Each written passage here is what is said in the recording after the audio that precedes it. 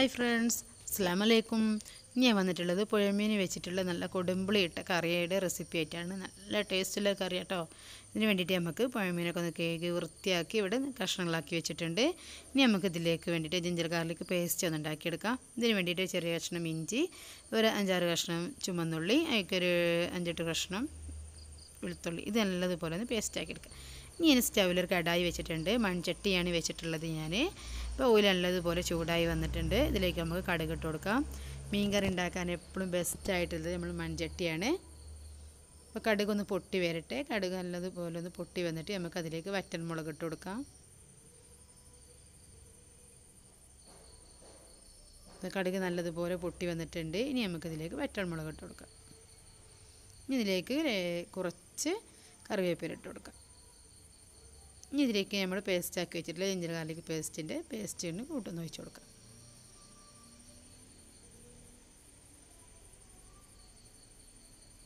ഇനി നല്ലതുപോലെ ഈ ഓയിലിട്ടിട്ടൊന്ന് വഴറ്റിയെടുക്കണം. അതിൻ്റെ പച്ചമണമൊക്കെ ഒന്ന് പോകുന്നത് വരെ ഒന്ന് മൂപ്പിച്ചെടുക്കുക. ഇനി ഇതിലേക്ക് നമുക്ക് ഒരു മീഡിയം സൈസുള്ള സവാള എടുക്കാം, എന്നിട്ട് കൊടുക്കാം. അതിലേക്ക് ഞാൻ 2 പച്ചമുളകും കൂടി കീറിയിട്ടിട്ടുണ്ട്. നല്ല എരിവിലെ പച്ചമുളകാണത്. ഇനി ഇതിലേക്ക് പെട്ടെന്നൊന്ന് വഴറ്റി കിട്ടാൻ വേണ്ടിയിട്ട് നമുക്കിതിലേക്ക് കുറച്ച് ഉപ്പിട്ട് കൊടുക്കാം. അപ്പോൾ ഇതൊന്നൊന്ന് വഴറ്റിയെടുത്തിട്ടുണ്ട്. ഇനി ഇതിലേക്ക് നമുക്കൊരു മീഡിയം സൈസിലുള്ള തക്കാളി മുറിച്ചിട്ട് കൊടുക്കാം.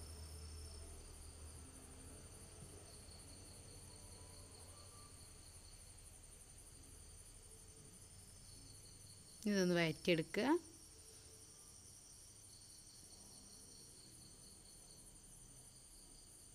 ഇനി നമുക്ക് ഈ കറിക്ക് ആവശ്യമുള്ള കൊടുമ്പുളി ഇട്ട് കൊടുക്കാം. ഞാൻ ഇപ്പോൾ ഇതിലേക്കൊരു 3 കഷ്ണം കൊടുമ്പുളിയാണ് ഇട്ട് കൊടുത്തിട്ടുള്ളത്. നല്ല പുളിയിലെ കൊടുമ്പുളിയാണിത്. ഇനി നല്ലതുപോലെ ഒന്ന് വഴറ്റിയെടുക്കുക.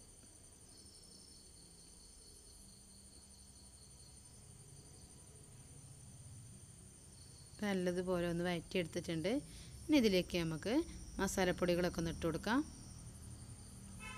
ഇതിന് വേണ്ടിയിട്ട് ഞാനൊരു 1/2 ടീസ്പൂണ് മഞ്ഞൾപ്പൊടി ഇട്ട് കൊടുത്തിട്ടുണ്ട്.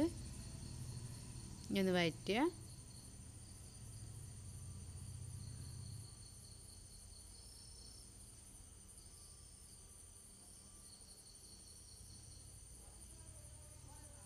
ഇനി ഇതിലേക്ക് ഞാൻ 1 ടീസ്പൂൺ മുളക് പൊടി ഇട്ട് കൊടുക്കുന്നുണ്ട്.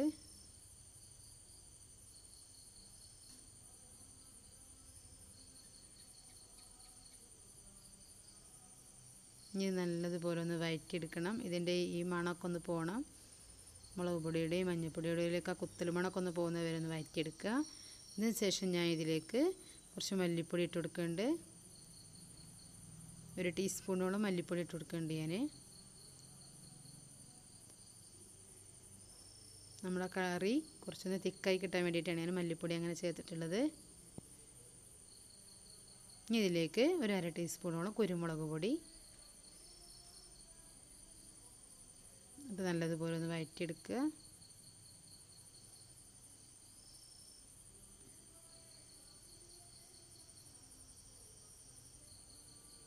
ഇതിലേക്ക് നമുക്ക് ആവശ്യത്തിനുള്ള വെള്ളം ഒഴിച്ച് കൊടുക്കാം.